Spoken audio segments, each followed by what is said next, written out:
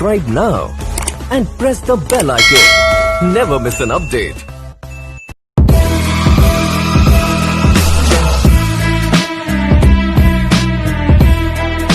नमस्कार दोस्तों, हमारे YouTube चैनल पर आपका बहुत बहुत स्वागत है।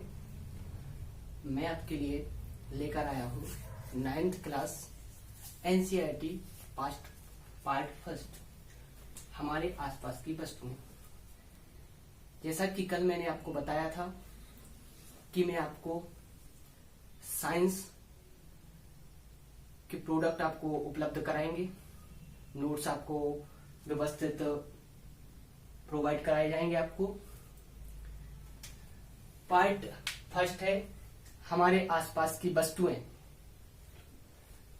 हमारे आसपास की वस्तुएं में सबसे पहले जो चीजें हम अपने आसपास देखते हैं वो सभी वस्तुएं पदार्थ से मिलकर बनी होती हैं। जैसे इस विश्व में प्रत्येक वस्तु जिस सामग्री से बनी होती है उसे वैज्ञानिकों ने पदार्थ नाम दिया है।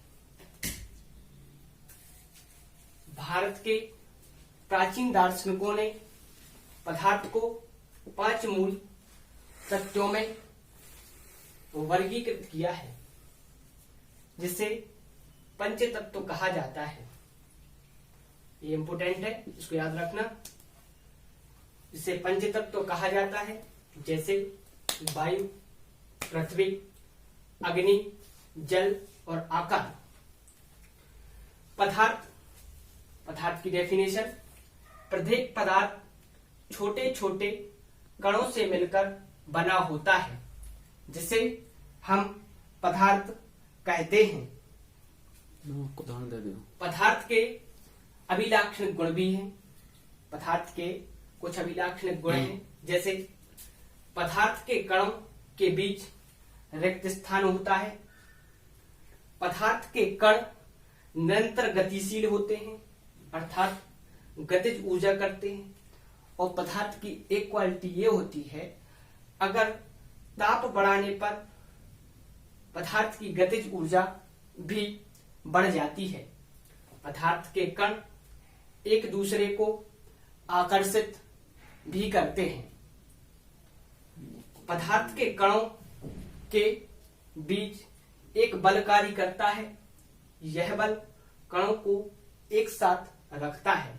यह आकर्षण पदार्थ में अलग अलग होता है। ये पदार्थ की पूरी डेफिनेशन है। पदार्थ के 3 अभिलाक्षणिक गुण होते हैं। पदार्थ के कणों के बीच रिक्त स्थान होता है। पदार्थ के कण निरंतर गतिशील होते हैं।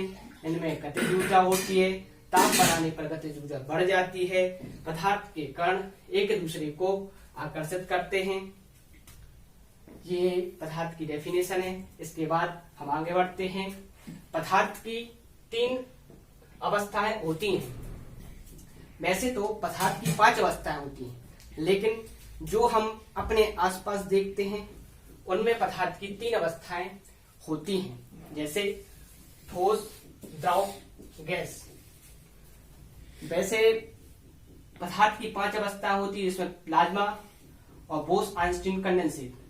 प्लाज्मा 4थी अवस्था होती है, बोस-आइंस्टीन कंडेंसेट 5वीं अवस्था होती है। ठोसों का निश्चित आकार होता है, स्पष्ट सीमाएं होती हैं, आयतन स्थिर होता है। बाह्य बल लगाने पर ठोस अपने आकार को बनाए रखता है। जैसे लकड़ी, कोई भी लकड़ी को आप उसका निश्चित आकार होता है, आयतन भी निश्चित होता है। उसको आप बल लगाएंगे तो उसका आकार ज्यों का त्यों बना रहेगा। लकड़ी, पेन, किताब। अब मैं आपसे पूछता हूं, रबड़ बैंड, शर्करा और नमक को अगर जल में मिला दिया जाए तो क्या ये ठोस है?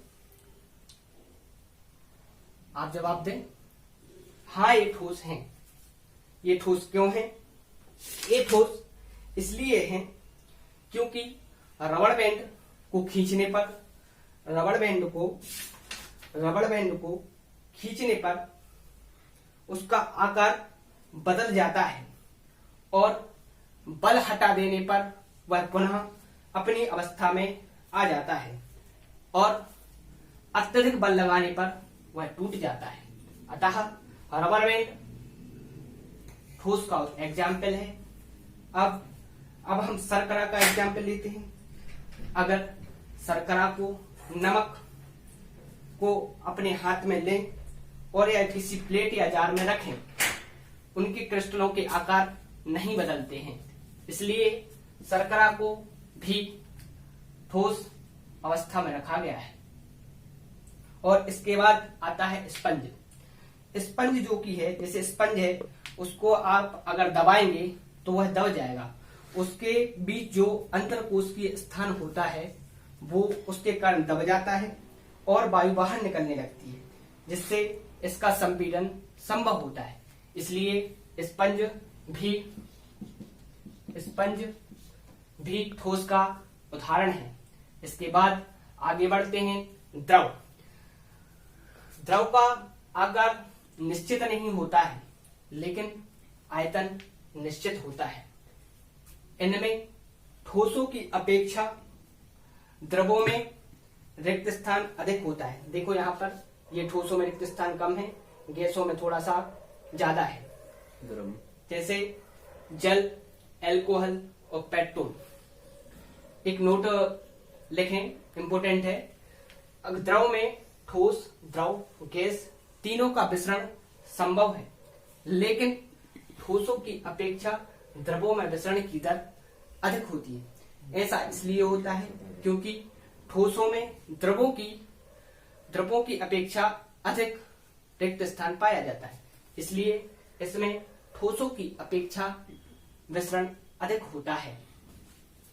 जैसे इसके बाद आगे बढ़ते हैं। गैसों का आकार और आयतन दोनों अनिश्चित होते हैं।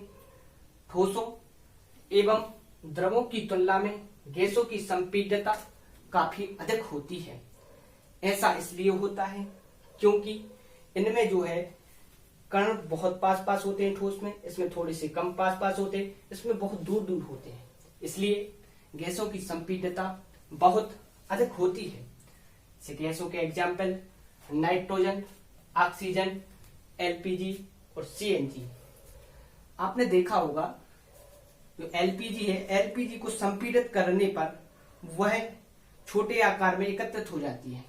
जैसे आपने गैस सिलेंडर में देखा होगा, गैस को संपीड़ित करके एक सिलेंडर में भर देते हैं और एक स्थान से दूसरे स्थान तक उसे ले जाया जा सकता है। और सीएनजी गैस का उपयोग हम वाहनों में भी करते हैं, जिससे प्रदूषण कम होता है।